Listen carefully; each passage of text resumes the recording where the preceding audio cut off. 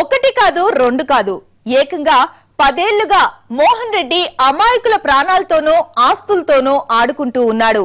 అవినీతి కలుపు మొక్కను తుంపేయాల్సిన అధికారులు ఆయనకే బినాములుగా మారి అక్రమ ఆస్తులను కూడబెట్టుకున్నారు. సిఐడి విచారణ మొదలవడంతో వీళ్ళందరిలోనూ వణుకు మొదలైంది. జనాన్ని రక్షించాల్సినోడు వాళ్ళ చావుకు కారణమైతే అంతకంటే విషాదమే ఉంటుంది. పోలీసు ఉద్యోగం అంటే ఎంత బాధ్యతాయుతంగా వ్యవహరించాలో అన్న జ్ఞానం లేకుండా ఇష్టారాజ్యంగా సంపాదనకు అలవాటు పడి చివరకు ఎన్నో కుటుంబాలను రోడ్డున పడేశాడు. అక్రమ దందాను పక్కా ప్రొఫెషనల్ గా డీల్ చేయడంలో మోహన్ రెడ్డికి సాటెవరూ రారనే చెప్పాలి. అక్రమాస్తుల విషయంలో ఎక్కడా చట్టానికి దొరకకుండా అన్ని జాగ్రత్తలు తీసుకున్నాడు మోహన్ రెడ్డి. ప్రస్తుతం బయటకు వస్తున్న బాధితుల్లో ఎక్కువ మంది ఆస్తులు బినామీ పేర్లపై ఉన్నాయి. దీంతో చట్ట పరిధిలో తనకు సాధారణ ఆస్తులే ఉన్నట్టుగా మోహన్ రెడ్డి బిల్డపిస్తున్నాడు.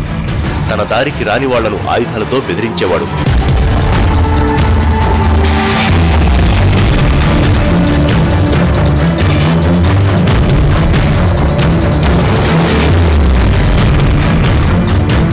మోహన్ రెడ్డి అక్రమ దందా వ్యవహారం సిఐడి పరిధిలోకి రావడంతో బినామీలంతా గప్చుపైపోయారు. ఎవరి పేర్లు బయటకు వస్తాయోనని మోహన్ రెడ్డితో సంబంధం ఉన్న వ్యక్తులు టెన్షన్ పడుతున్నారు. ఉన్నతాధికారులతో పాటు పోలీసుల మెడకు చుట్టుకునే సూచనలు కనిపిస్తున్నాయి. అయితే గతంలో ఎన్నిసార్లు ఫిర్యాదు చేసినా పట్టించుకోలేదని, ఇప్పుడైనా తమకు న్యాయం జరుగుతుందా అని బాధితులు సందేహం వ్యక్తం చేస్తున్నారు. మోహన్ రెడ్డితో పాటు ఆయన అనుచరులపై చర్యలు తీసుకుని ఆస్తులను జప్తు చేయాలని డిమాండ్ చేస్తున్నారు.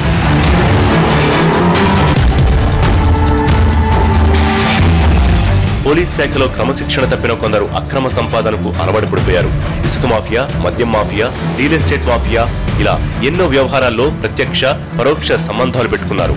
దొరికిన వాడే దొంగ అన్నట్టు మోహన్ రెడ్డికి మించిన కిలాడీలు చాలా మందే ఉన్నారు. తమ అవసరాల కోసం మోహన్ రెడ్డిని ఉపయోగించుకున్న అధికారులు ఆయన అక్రమ వడ్డీ వ్యాపారానికి కొమ్ము కాస్తూ వచ్చారు. వేళ్ల గుట్టు కూడా బయటపడితే గానీ అక్రమ ఫైనాన్స్ దందా స్థాయి అర్థం కాదు.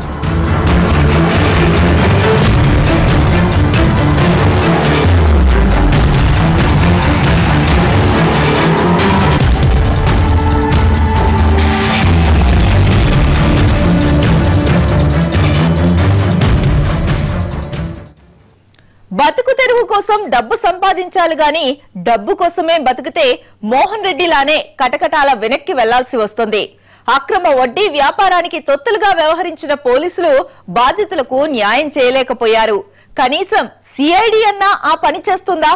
మోహన్ రెడ్డి వడ్డీల బరితెగింపునకు చెక్ పెడుతుందా? దర్యాప్తును ముందుకు సాగితే గాని సమాధానం దొరకని ప్రశ్నలివి. ఇది వాటి special focus. Keep watching NTV.